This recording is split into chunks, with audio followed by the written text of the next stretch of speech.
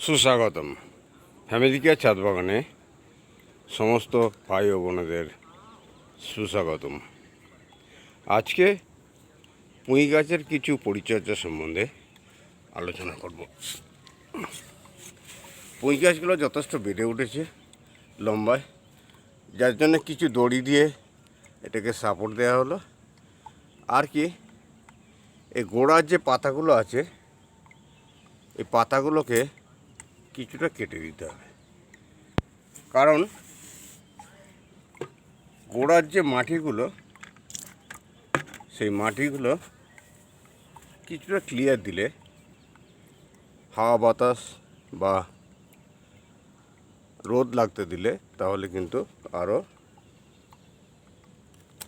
গাছগুলো উন্নত হবে। আর এই পাতাগুলো এরপর পেকে গিয়ে খাওয়ার অযোগ্য হয়ে যাবে। এগুলোকে হারভেস্টিং করে নেওয়া হলো, যেটা সবজিতে কাজেও লেগে যাবে। গাছগুলো পুরো পাতা কেটে দিলে ক্ষমতা নষ্ট হয়ে যাবে, তাই নিচে থেকে যে পাতাগুলো কেটে দেওয়া হলো সেটা মোটামুটি 3টে বা 4টে পাতা কেটে দিলে হাওয়া বাতাস ঢুকবে বা রোদটাও লাগবে। আর এই পাতাগুলো বর্তমানে সবুজ আছে, যেগুলো সবজি রান্নায় কাজেও লেগে যাবে।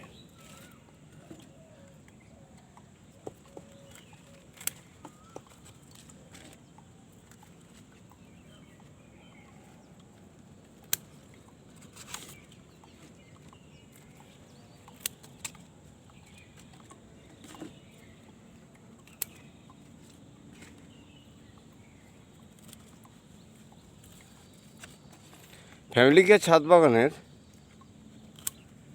নিত্য নতুন টিপস বা গাছের পরিচর্যা সম্বন্ধে জানতে হলে যারা এখনও ফ্যামিলি কেয়ার ছাদ বাগানটি সাবস্ক্রাইব করেননি,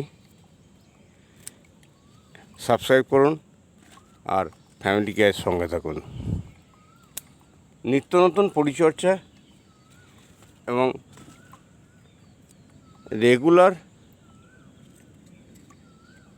গাছের যত্ন বা কেয়ার সম্বন্ধে যেগুলো যা দরকার সবটাই ফ্যামিলি কেয়ার ছাদ বাগানে দেওয়া হয়ে থাকে। এই যে দেখুন, এখান থেকে যে পাতাগুলো কেটে দেওয়া হলো, জমির মাটিটা হালকা হয়ে গেল, পরিষ্কার দেখা যাচ্ছে, হাওয়া বাতাস খেলবে এবং সূর্য আলোক জমির মাটির মধ্যে প্রবেশ করতে পারবে। ঠিক এইভাবে গাছের চতুর্দিকটা যদি ক্লিয়ার করে দেওয়া হয়, গাছগুলো কিন্তু আরও সুন্দর এবং সাবলীলভাবে বৃদ্ধি পাবে। এদিকের গাছগুলো অনেক বড় হয়েছে, একটু উপর থেকে কেটে দেওয়া হোক।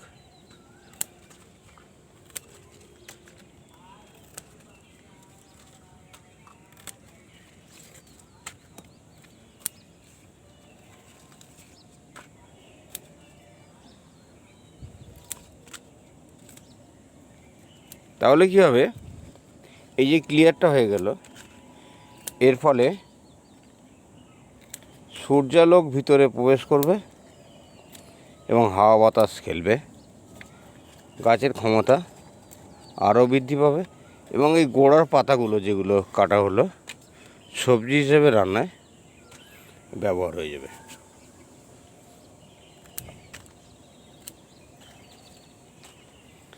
আর এর ফলে কী হয়, নিচে ভিতরে যে ছোট গাছগুলো আছে এই গাছগুলো কিন্তু এবার বৃদ্ধি পাবে। একটু ফাঁকা হয়ে গেলে এই গাছগুলো বৃদ্ধি পাবে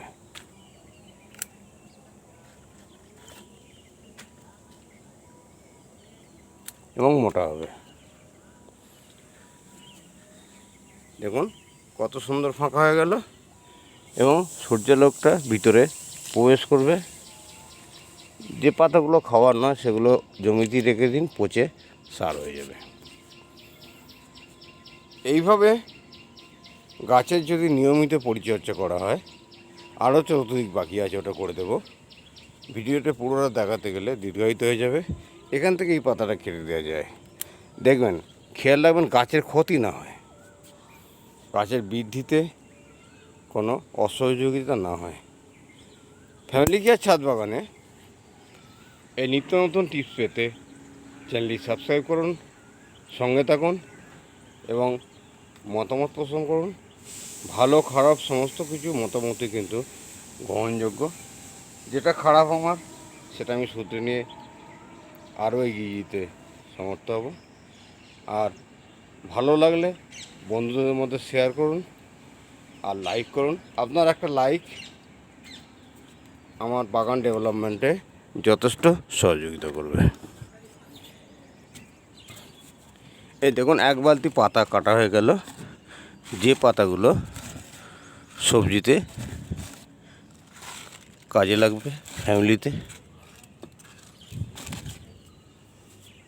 এক বালতি পাতা কাটা হয়ে গেল, অথচ জমিটা ক্লিয়ার হয়ে গেল। আর গাছগুলো যাতে সাবলীলভাবে দাঁড়িয়ে থাকতে পারে তার জন্যে দড়ি দিয়ে সাপোর্ট দিয়ে দেওয়া হলো, এটা যাতে এখনই ঝুলে না যায়, আরও উপরে উঠুক তারপর ঝুলবে। এদিকটা আছে কেটে দেবো। ফ্যামিলি কেয়ার ছাদ বাগানে এই যে পুঁই চাষের পরিচর্যা নিয়মিত দেখিয়ে থাকি। এই গ্রো ব্যাগটা তৈরি থেকে শুরু পর্যন্ত, তৈরি থেকে গাছের শুরু থেকে শেষ পর্যন্ত টোটালটা পরিবেশন করা হচ্ছে।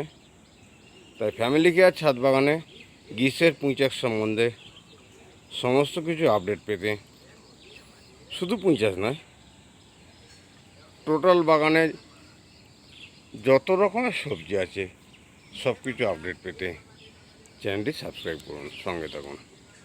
তাহলে আজকের যে আপডেটটা দেখালাম দেখবেন, আর এক সপ্তাহের মধ্যে এই গাছটা আরও অনেক সুন্দর এবং সাবলীলভাবে বৃদ্ধি পাচ্ছে। নমস্কার, ভিডিও দীর্ঘায়িত করব না, আজকে এই পর্যন্ত রাখলাম। আবার পরে ভিডিও দেখা হবে। নমস্কার।